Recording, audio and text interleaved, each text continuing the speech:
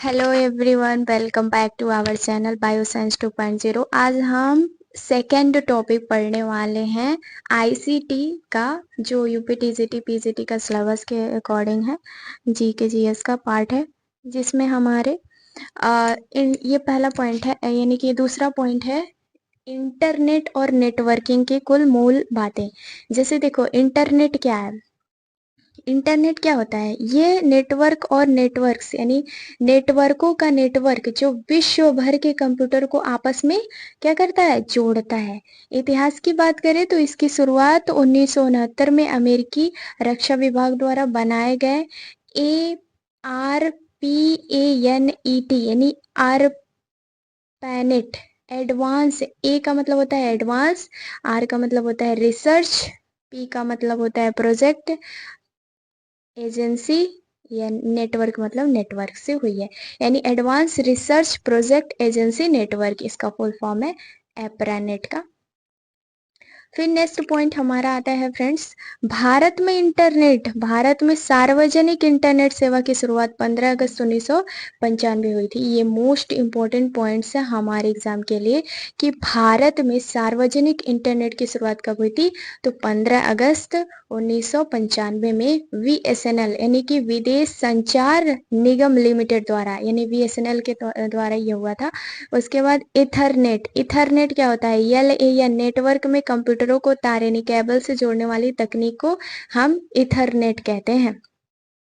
Types of internet की बात करें, नहीं टाइप्स ऑफ इंटरनेट नेटवर्क के प्रकार, तो PAN यानी पर्सनल एरिया नेटवर्क, सबसे छोटा नेटवर्क, सीमा इसका -10 मीटर, या उदाहरण के लिए ब्लूटूथ, वाईफाई, हॉटस्पॉट जो हमारे आजकल हम लोग यूज करते हैं। LAN यानी लॉजिकल एरिया नेटवर्क, एक छोटे क्षेत्र जैसे कमरे, स्कूल या बिल्डिंग तक सीमित, जैसे उदाहरण के लिए ऑफिस कंप्यूटर नेटवर्क्स, ये हो गया। इसका फुल फॉर्म पूछता है, वही याद रहना चाहिए। उसके बाद MEN, मैन का फुल फॉर्म क्या होता है? Metropolitan area network. मैन का फुल फॉर्म क्या होता है? मेट्रोपॉलिटन एरिया नेटवर्क, पूरे शहर को कवर करता है। उदाहरण के लिए केबल टीवी नेटवर्क। उसके बाद WAN, वाइड एरिया नेटवर्क, देश या पूरे विश्व को आपस में जोड़ता है। इंटरनेट WAN यानी वाइड एरिया नेटवर्क, इसका सबसे अच्छा उदाहरण है ना। उसके बाद हम कुछ इसके कीज एंड टर्मिनोलॉजी, इंटरनेट के टर्मिनोलॉजी की बात करते हैं। तो IP एड्रेस जो हमारे मोबाइल फोन में अक्सर देखने को मिलता है, इसका फुल फॉर्म होता है इंटरनेट प्रोटोकॉल एड्रेस, यानी इंटरनेट से जुड़े प्रत्येक डिवाइस का एक यूनिक नंबर आइडेंटिफर यानी अद्वितीय पहचान संख्या होता है। प्रकार क्या होता है? IPv4 यानी IP वर्जन 4, यह 32 बिट का होता है। उदाहरण के लिए 192.168.1.1 यानी 4 भाग में डॉट्स द्वारा अलग करता है, यानी कि यहाँ जो पॉइंट मैंने बोला ये डॉट है। अगर 192.168.1.1, तो ये सारे इसके डॉट है IPv4 का। उसके बाद नेक्स्ट है IPv6 यानी IP वर्जन 6, यह 128 बिट का होता है। IPv4 की सीमा समाप्त होने पर इसे लाया गया।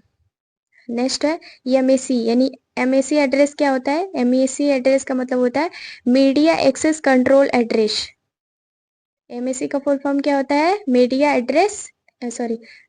Access control address. इसमें क्या होता है? नेटवर्क इंटरफेन कार्ड NIC का फिजिकल एड्रेस या हार्डवेयर एड्रेस, यह 48 बिट यानी 6 बाइट का होता है और इसे बदला नहीं जा सकता है, यानी कि आप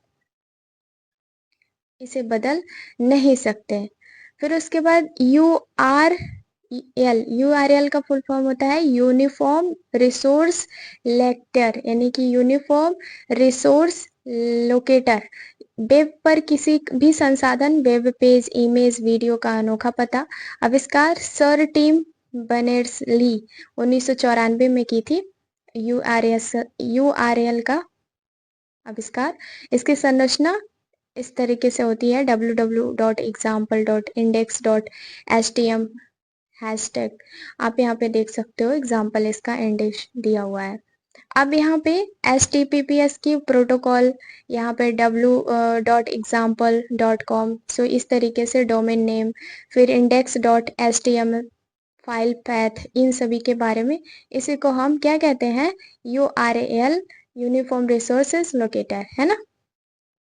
उसके बाद हमारा इंपॉर्टेंट पॉइंट्स आता है www यानी वर्ल्ड वाइड वेब, इंटरनेट पर मौजूद सूचनाओं, वेब पेज का विशाल संग्रह। इसको भी टीम बेनर्स ली ने 1989 में खोजा था, जनक है इनकी। और वेब पेज निर्माण, वेब पेज मुख्य रूप से HTML यानी हाइपर टेक्स्ट मार्कअप लैंग्वेज भाषा में लिखे जाते हैं। अब यहाँ पे कुछ हम पॉइंट्स देख लेते हैं।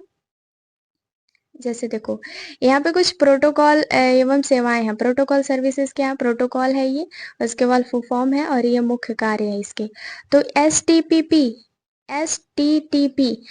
टी पी का फुल फॉर्म क्या होता है, हाइपर टेक्स्ट ट्रांसफर प्रोटोकॉल।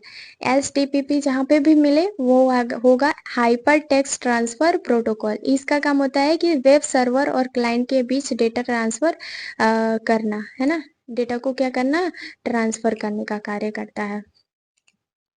उसके बाद दूसरे पॉइंट पे आता है आपका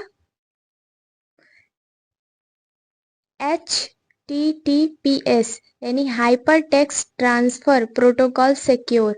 तो वहां पे सिक्योर लिखना है। HTTP का सुरक्षित रूप यह SSL और ये TLS इनक्रिप्शन का उपयोग करता है पोर्ट 443 में। उसके बाद आपका आता है नेक्स्ट पॉइंट DNS का डोमेन नेम सिस्टम।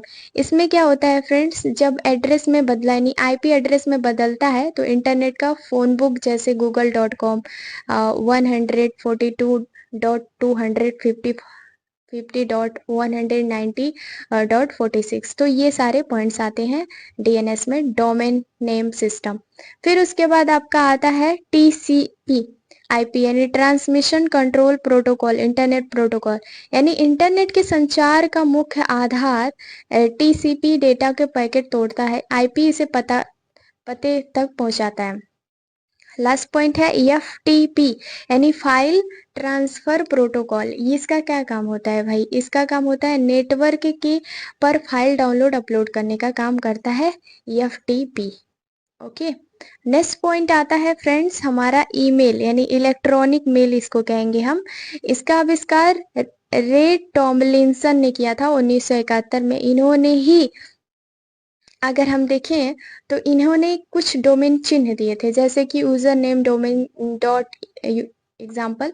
अगर हम एग्जाम 2026 gmail.com कहें तो ये सारे पॉइंट्स है। अगर यहाँ पे देखो ईमेल प्रोटोकॉल्स, तो ईमेल प्रोटोकॉल्स में आपको क्या देखने को मिलेगा, यहाँ पे